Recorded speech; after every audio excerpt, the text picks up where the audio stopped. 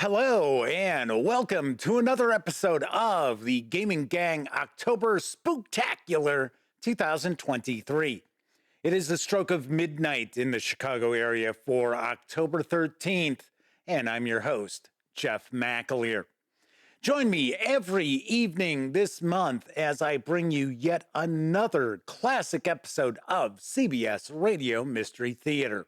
Many of these episodes are destined to put a chill down your spine. Tonight, a tale of gothic horror as a family living in the Bavarian wilderness of the Hartz Mountains is stalked by a mysterious creature. Turn out the lights and give a listen to The White Wolf as it aired on Newsradio 78 WBBM Chicago on January 26th, 1977. Newsradio 78, WBBM Chicago. It's 10:30. Do you know where your children are? The CBS Radio Mystery Theater presents...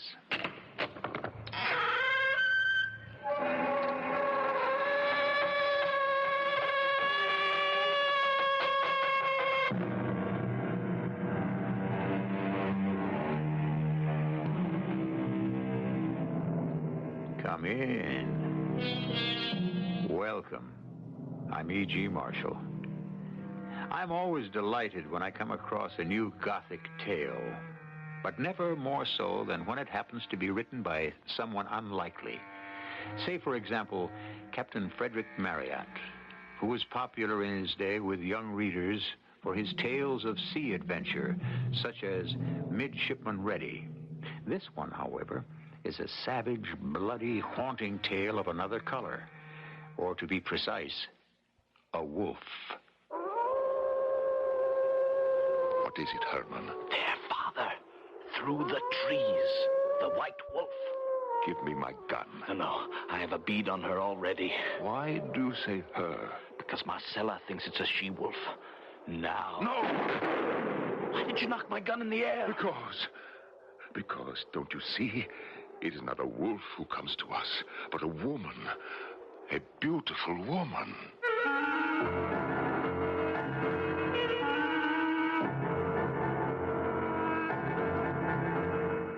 Our mystery drama, The White Wolf, was written especially for the Mystery Theater by Ian Martin and stars Norman Rose and Christopher Tabori. It is sponsored in part by Buick Motor Division and X-Lax. I'll be back shortly with Act One. It is a magic moment. You are at your Buick dealer's, about to drive home in your brand new Buick LeSabre. It's lean and trimmed, classic lines. It looks quite unlike any full-size Buick you can remember. You get in. A heady new car smell surrounds you. Your LeSabre feels the way it looks, tight. You turn the wheel a little. No wasted motion in this car. Big brushed metallic gauges look back at you. That V6 engine is doing great. You rub your hand on the seat. 6 people could be really comfortable in here. You swing into your driveway. Your wife, the kids, the dog, everyone but the parakeet descends in the car and gets in. Off you go to nowhere in particular. Life and your new LeSabre are great. Maybe the dog shouldn't sit on the seats.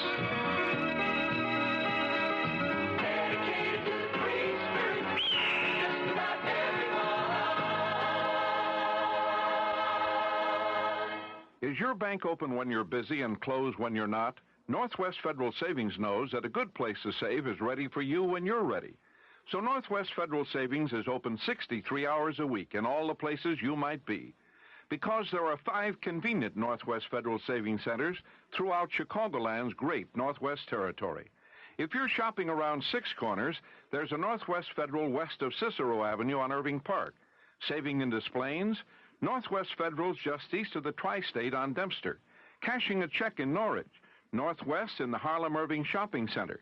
Live near Edison Park? Save at Northwest just east of the train station. Looking for a loan in Arlington Heights? We're at Algonquin and Gulf. 5 convenient Northwest Federal Savings locations for all of your savings needs. Open 63 hours a week to satisfy them all. Northwest Federal Savings keeps the best hours yours. Northwest Federal Savings Time, 63 hours a week.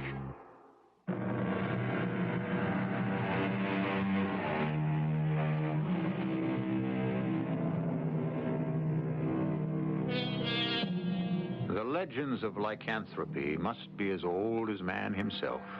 And believe it or not, the werewolf, or wolfman, is still a valid phenomenon today in certain parts of the world. But that is a pathological phenomenon, a psychiatric descent into cannibalism and bestiality, which has little to do with legend.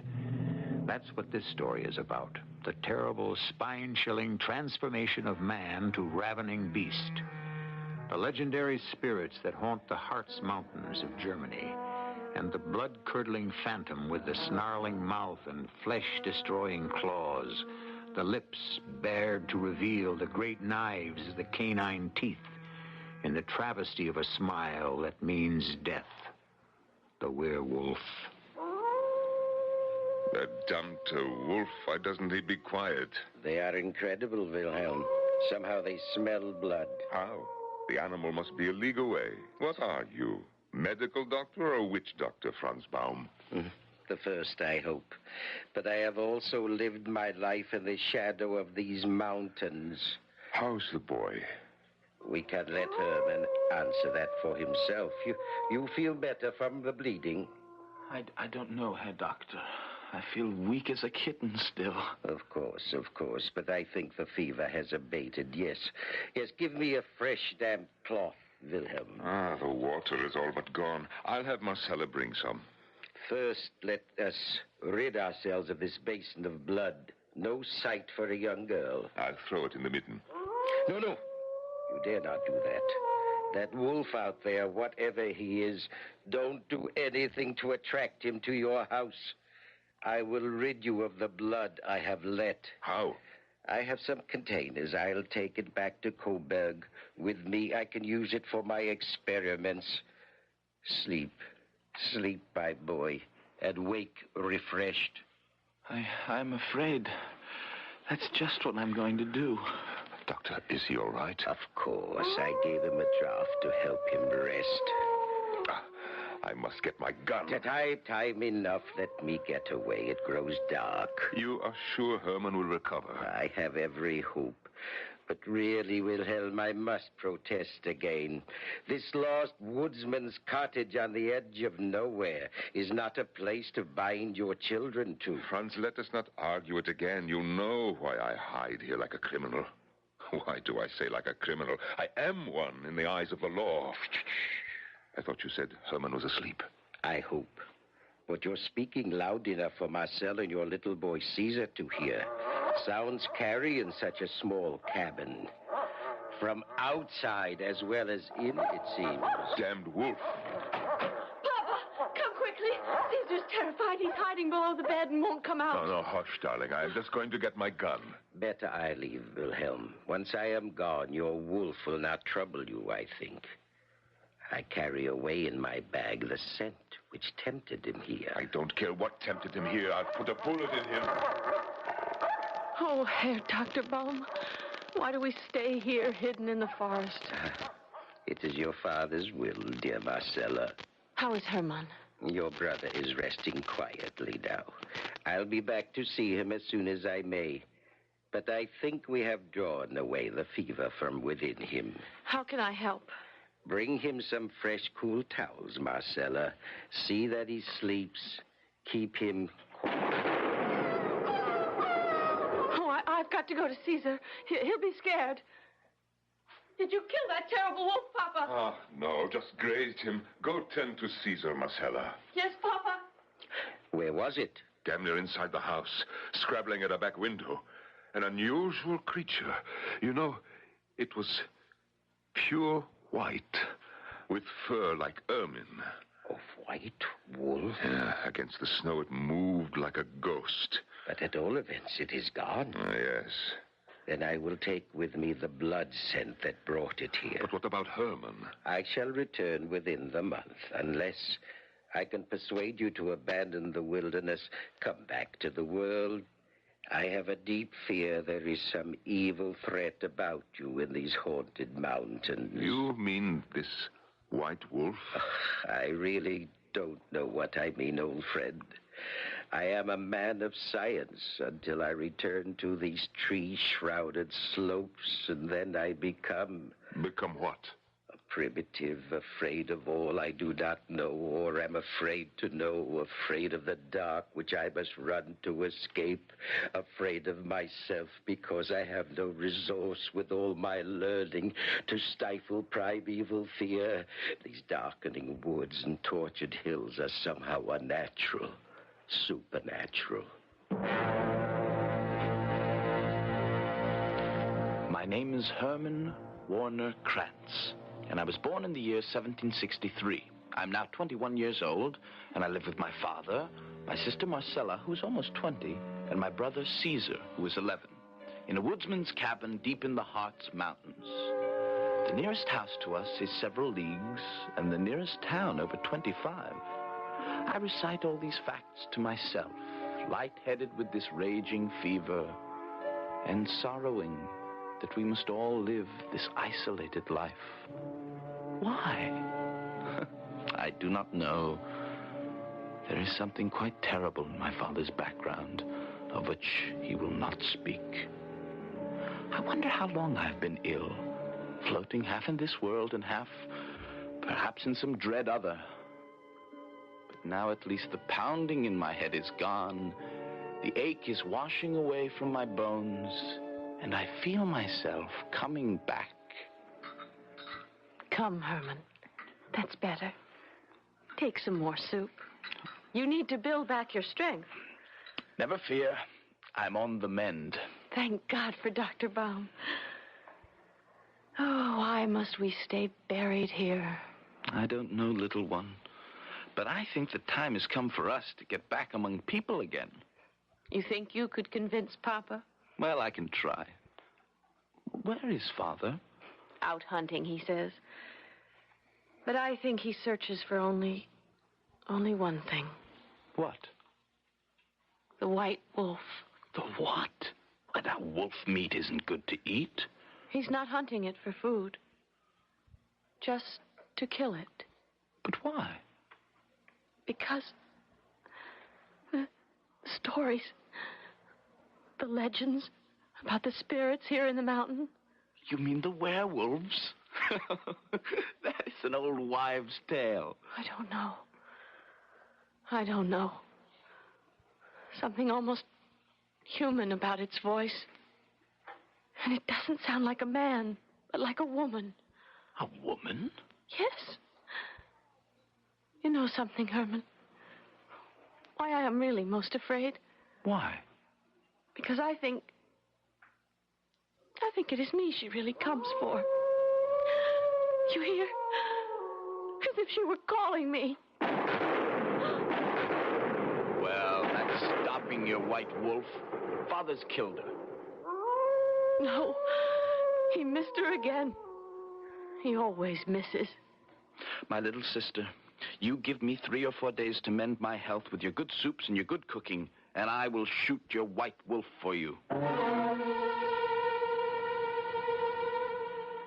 In the days after my sister had told me of the white wolf, my dreams had been haunted by visions of the animal's shape, twisting and coiling into a pillar of steam, which gradually congealed in the cold winter air into the body of a woman, with corded arms like the feet of some prehensile bird and huge talons built to rip and tear. Within the week, I felt myself again, so much myself, that one morning when we heard... Well, this time I resolved that I should go along with my father. Ah, it is bitter cold, and the snow makes heavy going, Herman. Are you sure you are up to this? I'm fine now, Father, and I want at least one glimpse of this white wolf of yours. Not mine till I put a bullet through its head. Father, why must we stay buried in this wilderness? Why don't we forget the wolf and this rough life and go back to Coburg? It is not the first time you have asked the question. Nor the last. Very well. You are old enough to know. Let us get out of the wind and under the protection of the trees. And while we build a fire to warm the soup Marcella sent with us, I will tell you the truth at last. I have tried to bury the secret, but you are of age. You have a right to know. You already remember that this is not our home, that we are from Transylvania. I remember the long journey here after our mother died. She did not die, son. She was killed. I killed her. What? In those happier days, I was steward to the Margrave. I was my lord's most trusted servant, successful and happy. And in return, he had all my faith and loyalty. Until that terrible night when I returned unexpectedly from a mission he had sent me on to find him with your mother, who was so beautiful and I thought so innocent. My reaction was immediate. Before I knew it, my gun had resounded twice, and both of them were dead. No use to try to tell authorities the provocation. To murder such an eminent man had no justification in their eyes, nor in the laws of that feudal state. I gathered all my money and the 3 of you children and fled to this retreat where we live now. Herman, that is the way of it. Blame me or not as you will. I carry the burden of it on my shoulders, sure that Almighty God will visit me someday with the punishment I have tried so hard to avoid. But what is that? There. Through the trees, just beyond the turn that comes into this clearing. The white wolf. My gun. No. I have a bead on it already. I may have better luck than you, Father. Shh. Don't move. Wait till you see it clear. And make sure. I have her right in my sight. Her? Marcella thinks the wolf is a female. And now... No! Why did you knock the gun in the air? Herman, don't you see? It is not a wolf who comes to us. It is a woman. And a beautiful one at that. How fortunate that young Herman did not kill this lovely woman who had materialized as though out of nowhere. Or would it have been, in hindsight, so terrible a thing? Let's wait for the woman to declare herself first before we judge. I shall be back shortly with Act 2.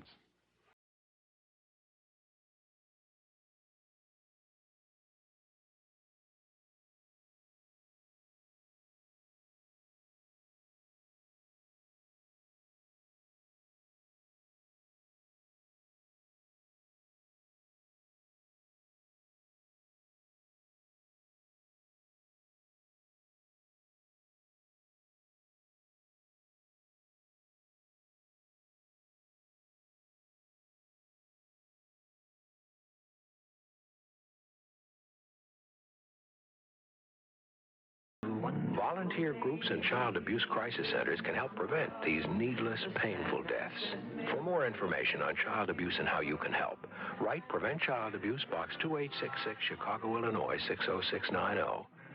What will you do today that's more important? A public service message of this station, the Advertising Council, and the National Committee for Prevention of Child Abuse.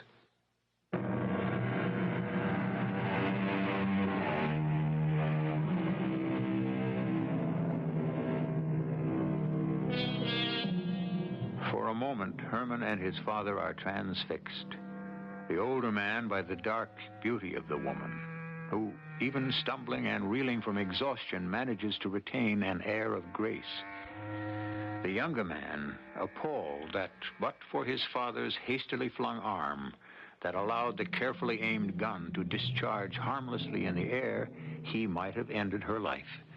Then, suddenly coming out of shock, both men rush to her aid. Are you all right, Fräulein? Just tired and frozen. Oh, my father? Come to the fire and warm yourself. Where is your father? The horse tumbled, and we were both thrown from it. I landed in the snow. But my father, he must have hit his head on a rock. I couldn't rouse him.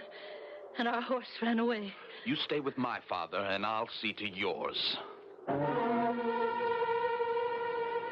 I ran quickly into the forest by the path from which she had appeared. Racing through the twists and turns, I seemed to be in some enchanted palace. The snow-laden trees, frozen by the cold, forming a shimmering, otherworldly ceiling over my head. Before I knew it, I was slithering and slipping into a declivity. Lying at the bottom, facing me, was the figure of a man richly dressed in a velvet tunic overlaid with a magnificent cape trimmed in fur. Sir? Oh, I think I must have been stunned a moment. Never mind that. My daughter? Have no fear, sir. She's with my father. Not over 200 yards from here. She found us and sent us to your aid. Oh, thanks be to God. We were both at the end of our tether. Krantz, did you say your name was? Ja, mein Herr. Your father could not by any chance be Wilhelm Krantz? Yes, that's his name. It must be fate. Help me to my feet, boy, and onto my horse, then lead me to my daughter and your father. And that is how we discovered and brought Manfred of Barnsdorf and his daughter Christina into our home and into our lives. From the beginning, our father was enchanted with her silvery voice and her ethereal beauty, and of course, by the common heritage that we shared with Manfred. It is fortunate we found you hunting. I was only lured outside in pursuit of a large white wolf, which has been haunting our premises of late. Ah, yes. Our quarters are small, but you are welcome to shelter here for as long as it takes you to recover. You said you come from Transylvania. Even so, mein Herr. I was a chamberlain in the service of the House of Verneigen. Even as I once was to the Margrave of Bitterstein. But why would you leave such a fine position? You may well ask. My master conceived a desire for my daughter, not as legal wife, but simply to use for his pleasure. And it ended up by my giving him a few inches of my hunting knife. Then we are brothers in misfortune, my dear sir. Ah, brother, indeed. And you need not renew your grief by telling me your story, which I know only too well. We are comrades in misfortune. Well, you shall make this your home as long as you desire. Did you hear, Marcella? Yes, brother. It seems our family is to be enlarged. Oh, I pray not. Why? I don't know. I cannot bear to look on that woman. For all her beauty, she frightens me so. Although I was fascinated with Christina, some deep chord in me echoed Marcella's fear. Yet it seemed unreasonable, for Christina was a lovely woman, her features classically molded. Her mouth was a dark red, startlingly vivid against the pastel of her other color, and somewhat larger when it was open, revealing the most brilliantly white teeth I have ever beheld. I'll never forget the night I heard my father and Manfred talking together, almost a month after they had come to live with us. If it is Christina's will, of course you may have my daughter's hand in marriage. And I shall leave you now that my head has mended and find habitation elsewhere. Why not remain here, Manfred? No, I am called elsewhere. But Let what I say suffice. Ask no more questions. You may have my child. I thank you for her truly and will duly value her. There is, however, one difficulty. I can guess what you would say. There is no priest here in this wild country, nor is there law to bind. Still, there must pass between you some ceremony to satisfy your father. Of course. But what? Will you consent to marry her after my fashion? Yes, I will. Then I shall marry you directly. Christina! Yes, Father? I wish you in here directly. Coming. I will get my children. No need. This is amongst us elders. What is your wish, Father? Less my wish than yours. You wish to marry Wilhelm? If it is his wish, it is my dearest one. Then come. Take hands. What is that? Your wedding march. You have her hand? Yes. Then swear by all the spirits of the Hartz Mountains. I swear, but why not by heaven? Because it is not my humor. If I prefer an oath less binding, will you deny me? You want me to swear by what I do not believe? Will you be married, or shall I take my daughter away with me? What will you have me swear? Swear by all the spirits of the Hartz Mountains, by all their power for good and evil, that you take Christina to be your lawful wedded wife, that you will protect her, cherish her, and love her, that your hand shall never be raised against her to harm her. I do solemnly swear. And swear that if you fail in this vow, may all the vengeance of the spirits fall upon you and your children. May their flesh be torn from their limbs and their bones blanch in the wilderness, and that to this oath you pledge their blood. Swear. I swear.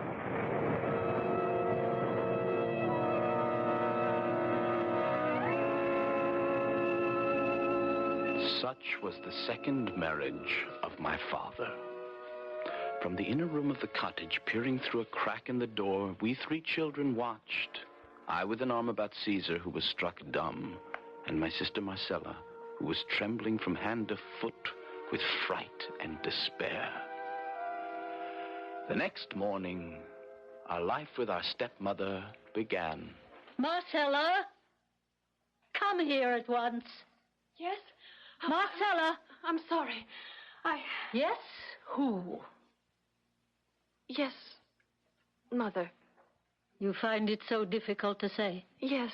No. I mean, just strange. How do you mean, strange? Just that my real mother has been... I mean, we have had no mother for so long that it's hard to say. You will learn to say it, and to treat me as one, and to obey me. All of you. And when I call, I want you to come quicker. I'm sorry. Sorry who? I'm sorry, Mother. I was preparing a soup for the dinner. Who told you to do that? Why, no one. But I always cook. From now on, I will be in charge of what we eat. You will cook and clean and wash the dishes and do the household chores. But I decide what we eat and how we eat it. Yes, Mother. That's better. Now, you can prepare the vegetables and set the table.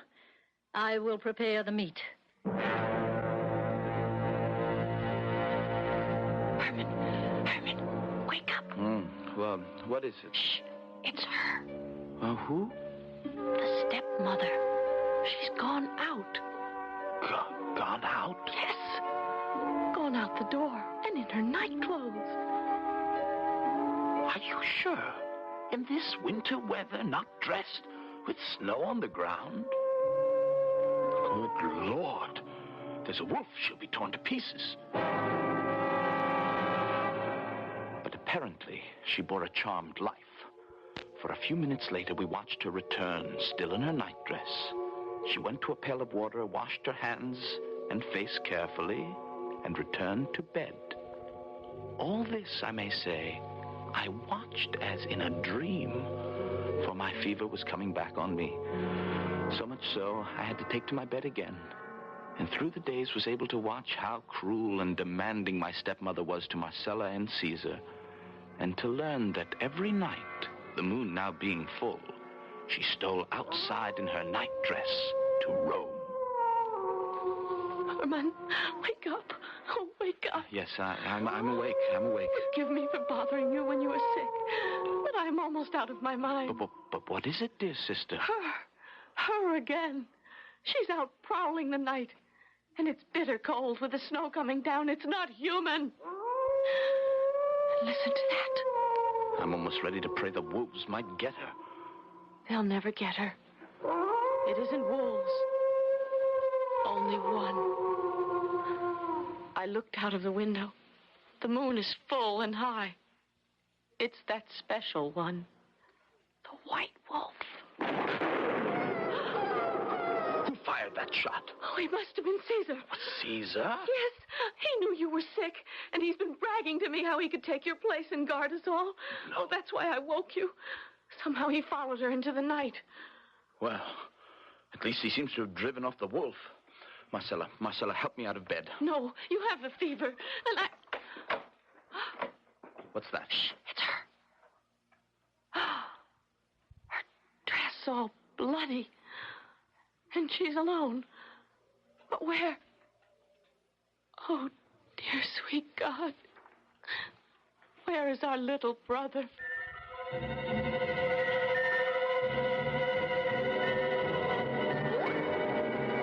Behind the door, the watching girl suddenly feels the blood drain from her head, and a wave of faintness makes her reach for support.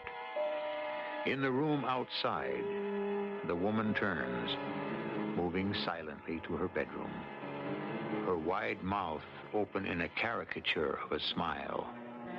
There is blood on her gleaming teeth. I shall return shortly with Act 3. Take a close look at your next auto or appliance repair bill. What you'll probably see is something like this: $12 for parts, $22 for labor. Hi, Pat Summerall with True Value Hardware Store's way to help cut those labor charges down to nothing. They offer a True Test 11-piece standard or metric socket set for just $15.50 each, so you can start doing those auto and appliance repairs yourself. The True Test standard socket set includes 7 sockets, a spark plug socket, an extension, a reversible ratchet wrench, and a case. The metric set has 9 sockets, a ratchet wrench, and carry case. Counting the price of a True Test socket set, plus the other parts and tools you need, you can match the mechanic's price for a tune-up. And the next time your car needs a tune-up, all you'll have to buy is the parts. Let True Value Hardware Stores help save you money on home and auto repairs. Get a True Test 11-piece standard or metric socket set for just $15.50 each at participating True Value Hardware Stores. Tell them Pat Summerall sent you. This is WBBM Chicago. Now, True Value Hardware Stores offer something that'll make income tax time less taxing. Texas Instruments calculators. Like the Texas Instruments T1220. It's an 8-digit calculator that adds, subtracts, multiplies, divides, and has a separate percent key that's especially useful for figuring income tax math. Right now, it's only $6.97 at True Value Hardware Stores. Or get the Texas Instruments T1225. Another pocket tax specialist that also has 4 standard functions and a percent key, plus a 4-key memory. You can get the T1225 for just $9.97 at True Value Hardware Stores. This year, make income tax time less taxing, and maybe get your income tax refund back a little sooner. Get Texas Instruments tax specialist calculators from participating True Value Hardware Stores. It's more than just a name. It's our way of doing business that means True Value.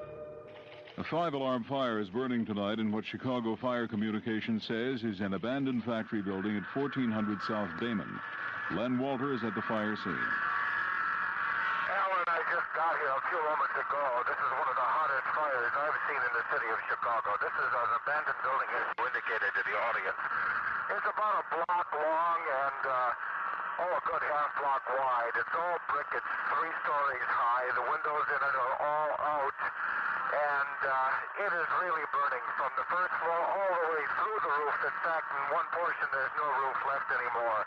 It's a very hot fire, as I indicated. And it's almost 1 block long.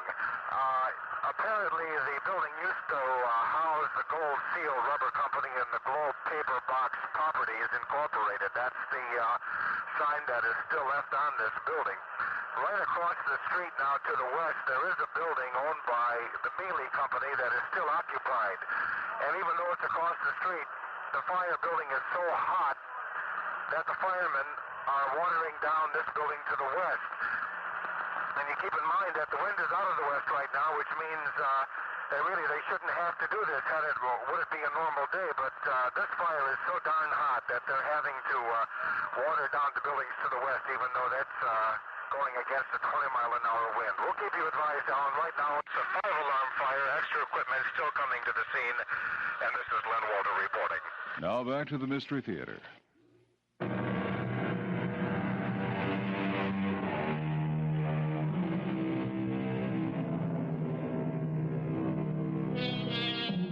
The moon is now obscured by dark clouds heavy with snow.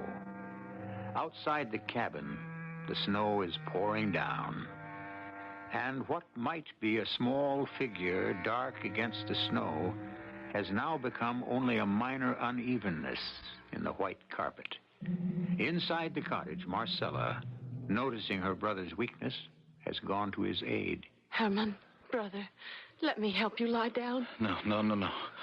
I'm all right. You watch her. What is she doing now? She's going into their bedroom. Shh. Wait. Who is it? Lie still, dearest. It's only me.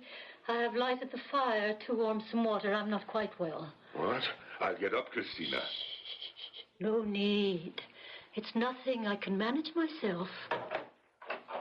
Tell me, what is she doing now? Stirring up the fire. And now she is changing her linen and... her right leg is bleeding. As if... Oh, no, wait. Let me see. For myself. As I watched in horror, half supported by my little sister, I saw the wound in her leg. There was no mistaking that a bullet had grazed her. I fought back the red mist that was beginning to swim before my eyes long enough to see her remove those parts of clothing that were stained with blood and burn them in the fire after bandaging her leg.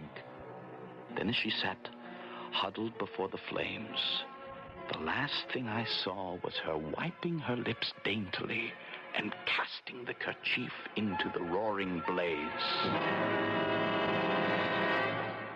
When I woke up, Marcella was sitting in a chair by my bed. All right, Herman? Yes. I feel better, but weak. The fever's gone. You were with me all night? Yes. I was afraid to go to bed. She's still sitting there in front of the fire. And Caesar, did he come back? No. He never returned. Oh, Herman, where is he? How was she wounded unless it was from his gun? And if that's how she was wounded, then that means that she's... Good morning, Christina, my dear. You're up and about early. I thought to make your breakfast. Why? Where is Marcella and the boys? Hey, quick, go ask him, where is Caesar? All right. Oh, there you are, Marcella. What are you doing in Herman's room? If you please, Father. Herman has the fever again. He cannot rise from his bed. But where is my little brother, Caesar? Is he not in his room? No, his bed has not been slept in. And he is nowhere in the house. Oh, merciful heavens. Perhaps that's what woke me. I was restless and not feeling well, and I thought I heard the door latch opening. But when I came out, the room was empty. Why would the boy... What is it, Christina? My dear husband, nothing, I hope. But your gun is missing. It's no longer hanging over the chimney. Father, Papa, I thought I heard the white wolf last night, and... Hush, child, a little boy. Christina, hand me my broadaxe. Leaning weakly against the door, I had heard and seen all this. And when my father went out without another word, in the short while he was gone, I was able to dress myself, so that I was just coming out into the main room as he returned. Caesar! Oh, no! No, clear the table, Christina, so I may lay him down. Yes, husband. Stop your weeping, girl, and help her. Yes, Papa. You may put him down now, Wilhelm. Yes. Poor, broken little body. Savaged and mangled. The boy must have taken your gun down and gone after some wolf. But the animal was too powerful for him. Oh, poor child. A dear price to pay for such rashness.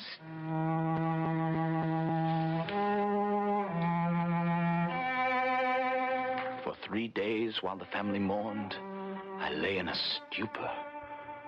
You see, my days and nights were filled with fevered dreams, through which a great white wolf ran snarling, slashing at me with gleaming white fangs. Waking sometimes, I seemed to see my stepmother's face floating above me. And through my twisting, fevered tossings, again and again with the looming of night beneath my window about the house, I heard the growl of a wolf. Till one day, I came back to my senses to find Marcella sitting beside me, holding my hand. Oh, you're awake. Can I get you something? No.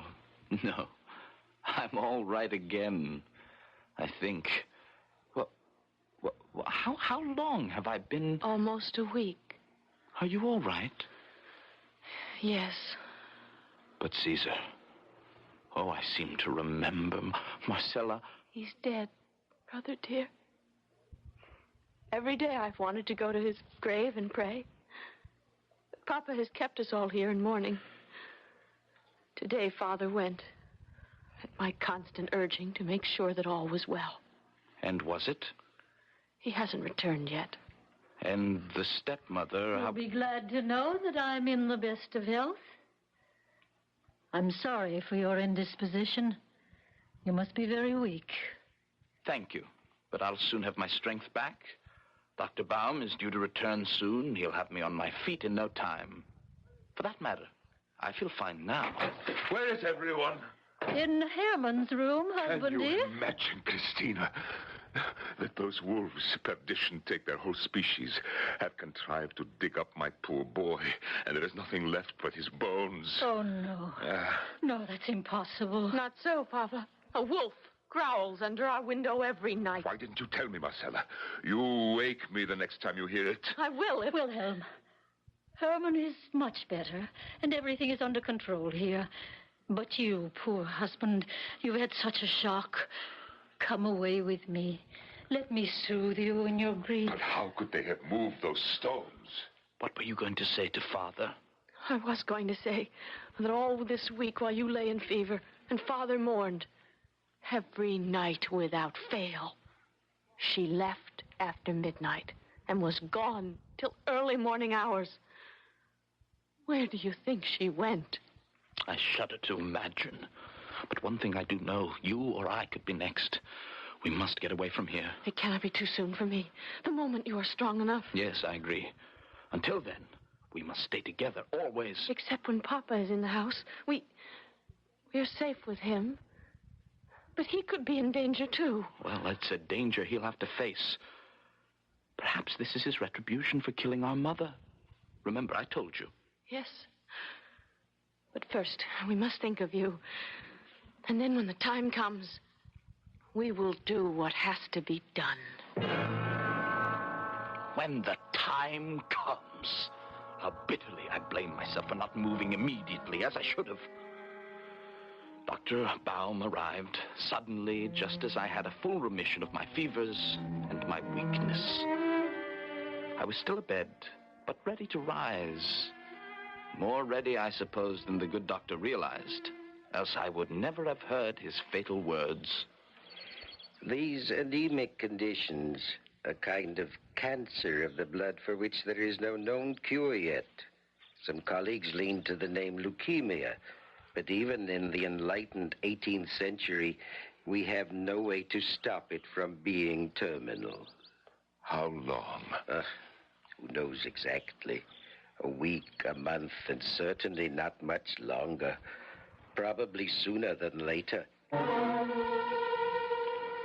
I stumbled away from inside the front door where I had been listening. I fell on my bed and wept. Why? Why had God singled me out for this fate? By that very night, I was to know. It was shortly before twilight when the doctor left. An hour, perhaps a little longer, had passed, when suddenly I was summoned out of my melancholy by... Marcella! Marcella! Father, where is she? She went out to pick some herbs for dinner. No, I don't mean my sister. I mean your wife. Christina? Out walking. Not Christina. She is the White Wolf. Don't you know what you married? Oh, Herman, my poor boy. You are under the influence of a fever. You don't know what you're saying. Oh, don't I? Well, look. There, you see. That damned White Wolf. Back again. Give me my gun. What is it, Christina? What is it? Did you see the White Wolf? Yes, but what is it? Oh, it's too horrible to think of. Marcella. Oh, no. No, I can't say it. She... Not dead. I'm afraid so, my loving stepson. That wolf has torn her to pieces. For several days, I thought my father would never recover from the shock of losing his second child. I was numb myself. Together, we buried her, although it was 2 days before he could bear to consign Marcella to what he called her last resting place. If only that could have been true. But the monster was not yet satisfied, nor was I. On the third night after my sister was buried, I watched that foul woman, or whatever she was, rise and leave the house. Immediately, I went and wakened my father. Who is it? It's Herman, Father. You come with me. But where are we going? What are you doing with my gun? We're going to kill the White Wolf. But first, I want you to see her for what she really is. It was bright moonlight as I led my father to my sister's grave. And there, too ghastly to relate, was my stepmother in her white nightgown tearing away the stones piled above the grave. She was frantic with haste. In a moment, she was in the grave and ready to rend the sweet flesh apart with her hands, ready to devour it. Oh, great God in heaven. Your wife, or what passes for one. See what you sold yourself, and us too. This time, I will make sure there is no miss. She dropped like a stone, a bullet through her head. We rushed to the grave. But imagine our horror to find, lying across the remains of my dead sister, not my stepmother, but the body of a large white wolf. What have you done to my daughter, Wilhelm? Where is she? Where she should be, Manfred of Ponsdorf. Where fiends belong. In hell, I hope. Remember your oath that you would never harm her. I made no compact with evil spirits. You did. And if you failed in your vow, your children were to meet the vengeance of the spirits, to perish and their bones blanch in the wilderness, as you shall do for what you have done to my daughter. A bullet for a bullet.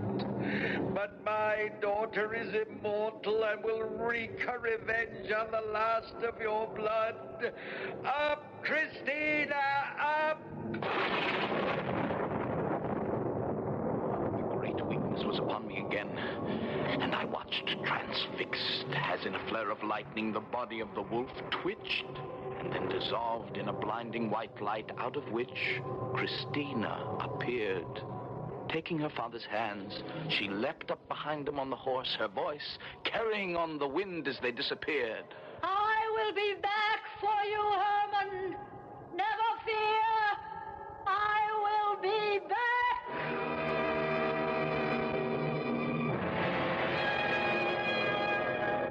Somehow I brought my father home to die. And somehow I buried him beside my sister and my brother. Then the fever overwhelmed me. I lie now in my bed, weak and helpless, waiting for her to come. The white wolf, the glistening teeth bared, the fangs ready to sink into my throat and slake her insatiable thirst on the blood which first attracted her to this mountain cottage. I wait in eager anticipation. No bullet, no dagger, no mortal means could damage this white wolf. Only the tainted blood which flows through my veins. And so, by an ironic twist of the Almighty, will bring her to the death she so richly deserves. Come, Helion, come. Sink your fangs and drink my blood so that in dying I can send you to burn to hell for all eternity.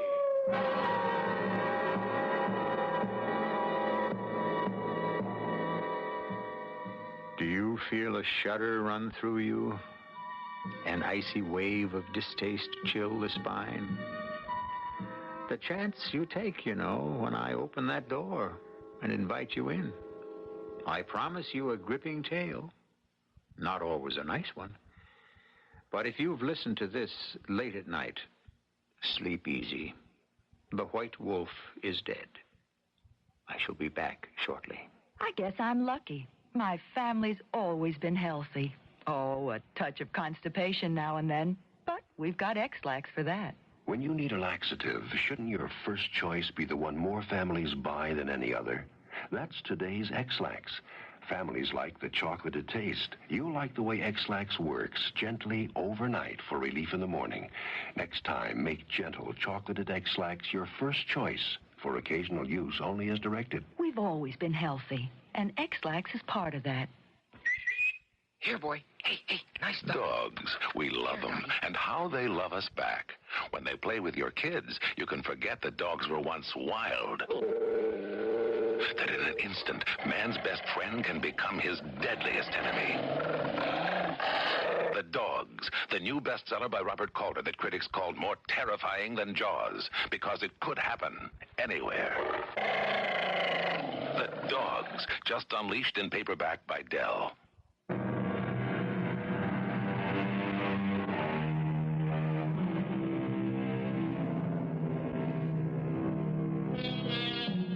I know there is a move afoot to persuade us that the wolf is a much maligned creature, that he is a loving, a good companion, and never kills except for food and sustenance.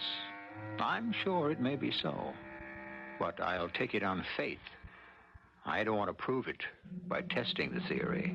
Personally, every time I hear a wolf howl, which is not often, I'm glad to say, I'm tempted to revert to childhood and hide my head under the nearest blanket. Our cast included Norman Rose, Christopher Tabori, Jada Rowland, Ann Shepard, and Paul Tripp. The entire production was under the direction of Hyman Brown. And now, a preview of our next tale. But I learned everything I had to about old Jerry and his late-night lunch hour. And sure enough, Jerry was busy eating, and I hit him over the head. You hit him over the head, huh? Yes. Tell me, Lydia, what did you hit him with? His own walking stick. That heavy wooden cane that he carries. It was lying on the floor behind him, and I picked it up and...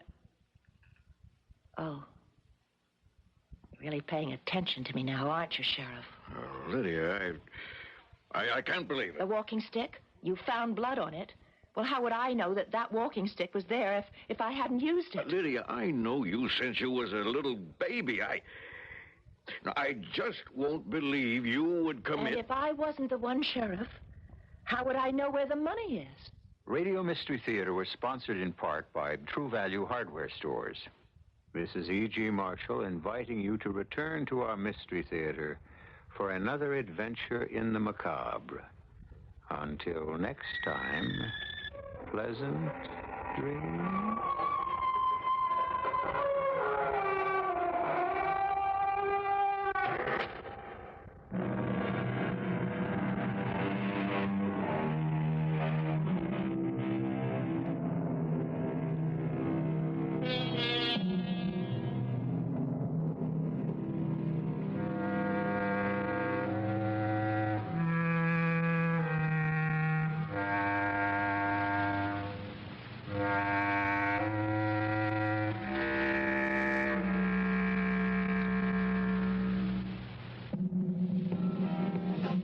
Even though everyone's talking about the new cars being here, Maybe you're still not crazy about the idea of buying one. Maybe you'd prefer investing in a clean late-model automobile with a few miles on it. Or maybe you're adding a second or third automobile to your family. Whatever your reason for buying a car, Mancuso Chevrolet in Skokie thinks you ought to remember one thing. A used car is a car somebody else doesn't want. That doesn't mean there has to be something wrong with it, but think about this. If you buy a used car from a private party at what you believe to be a great price, who do you go back to if you wind up inheriting someone else's problems? That's why at Mancuso Chevrolet in Skokie, only one of every 3 automobiles we take in trade is ever offered for sale to our used car customers, and all of these are guaranteed. It's your decision where to buy. But if you'd like to feel a little more comfortable about deciding, come to Mancuso Chevrolet in Skokie, just a block east of Old Orchard Shopping Center at 4700 Gulf Road. CBS News. Members of Congress are promising quick action on President Carter's request for temporary emergency power to transfer natural gas to areas with the worst gas shortages. I'm Mike Stanley reporting on the CBS Radio Network. In addition to authority to reallocate gas supplies, Mr. Carter also requested power to exempt new gas sales from federal price controls, something expected to cause higher prices but avoid lower home temperatures. The president reiterated his call for lowering thermostats to save energy, 65 degrees by day, lower at night. There's concern in the president's home state that gas supplies are about to run out, as we hear from Bo Allen of CBS radio affiliate WRNG in Atlanta. The natural gas crisis was first felt last week. By Monday, 75,000 workers were off their jobs as Atlanta Gas Light Company cut off supplies to industrial users. Now the shortage threatens heating of homes as well. On a statewide broadcast tonight, Governor George Busbee told Georgians the gas was about to run out and that he had ordered the civil defense to prepare public shelters. We have civil defense involved. We've just communicated to all 159 counties to where we are trying, and I'm not trying to create any undue concern at this time, but we are trying to have a large public building heated that will accommodate these people as their gas gives out where they won't freeze, and this we've coordinated with 159 counties today and yesterday. Temperatures below 10 degrees are forecast for this weekend. Bo Allen for CBS News, Atlanta. In Ohio, Governor James Rhodes has lifted restrictions on burning high-sulfur coal, a major pollutant, as gas and fuel oil short Ohioans struggle to keep warm. In Pennsylvania, public and private elementary and secondary schools are being closed for the rest of the week in an effort to save natural gas for industrial use and stop job layoffs. Governor Milton Schaap asked Mr. Carter to declare a state of emergency for Pennsylvania because of the weather. The president did declare a major disaster for Maryland and Virginia because of ice-clogged waters and damage to the fishing industries of those states. CBS News continues following this message. Your body knows the difference between Anacin and other pain relievers like Tylenol and Datril. For pain other than headache, Anacin reduces the inflammation that often comes with pain. Those others cannot. With tooth extraction, muscle strain, backache, sprains, or where your doctor diagnoses tendinitis, neuritis, Anacin reduces inflammation as it relieves pain fast. Tylenol and Datril cannot. Adult strength Anacin. Take only as directed. Hi, world. Danny Bracken here with a word about what's going to happen on Meet the Cook tomorrow over the CBS Radio Network. Now, Peg Ron's coming by with a big soup kettle and a recipe for sorrel soup. You can't be serious, Peg. Oh, I really am, Denny. Sorrel soup, or sourgrass, as this weed is more commonly known, makes just a divine, delicate soup. Well, yes, it's a weed, and sometimes you feed it to horses and cattle, and you're going to feed it to people. That's right. What we don't know sometimes hurts us. Well, round them up and bring them in from the barnyard for Meet the Cook tomorrow here on CBS. FBI spokesman confirmed that 1,000 subpoenas have been served on the International Longshoremen's Association and its officers and shipping companies and their executives along the East and Gulf coasts. One source indicated the probe is aimed at ferreting out underworld infiltration of the union and payments extorted from the shipping industry. In Tokyo, trial has begun for former Premier Kakuei Tanaka, charged with accepting more than $1.5 million in bribes from Lockheed Aircraft. More news in a moment. If your child throws away the lunch you send to school each day, send Wonder. Kids eat it up. If he fiddles with the middle, then throws the bread away, send Wonder. Kids eat it up. Kids know what bread they want to eat. Wonder. There are cheaper breads, but they're not always as fresh and soft the way kids like bread. When you send a lunch to school, make this the daily rule. Send Wonder. Kids eat it up. I'm glad I'm talking to you on the radio. You can't see who I am, so I'll lay it on you straight.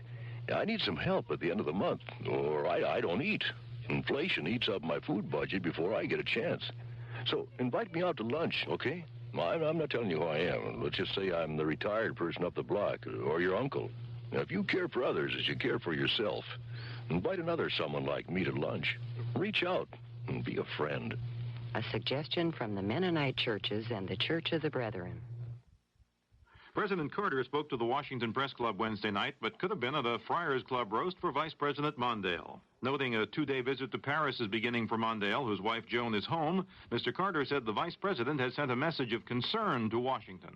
Although he couldn't be 100% in being faithful to the people he left behind, he would like to be loyal to me.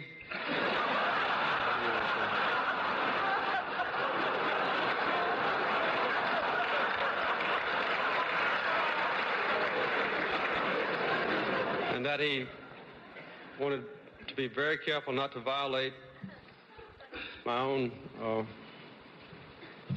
high standards of ethics and morality. He gave the State Department an urgent call for a copy of my Playboy interview. And he'll be home in about a week, Joan. We'll see him together.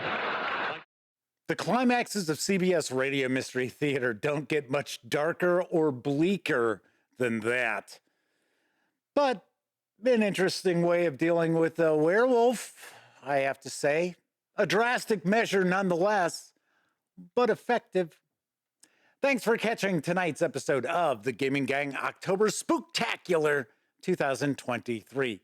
Please join me every night this month at the stroke of midnight Chicago time as I bring you yet another classic episode of CBS Radio Mystery Theater, drawn from its catalog of 1,399 shows. Be sure to like this video and subscribe to the channel. And if you do subscribe, don't forget, ring that bell, because it'll not only let you know when a new episode of the Spooktacular arrives, it'll also tell you when my live stream, the Gaming Gang Dispatch, airs Tuesday, Wednesday, and Thursday evenings right here on YouTube at 7 p.m. Central. And you'll also be informed when I upload any of my other videos, including my first looks and reviews of tabletop games. Of course, when you're not watching videos or listening to videos on the Gaming Gang channel, be sure to visit thegaminggang.com for all latest in tabletop gaming news, reviews, and a whole lot more you will not find here on the YouTube channel. You know the drill. Get your geek on at thegaminggang.com. Once again, I'm Jeff McAleer. I'll be back tomorrow at midnight Chicago time with The Aurora Group, which aired on CBS Radio Mystery Theater February 8th, 1977. And until then, pleasant dreams.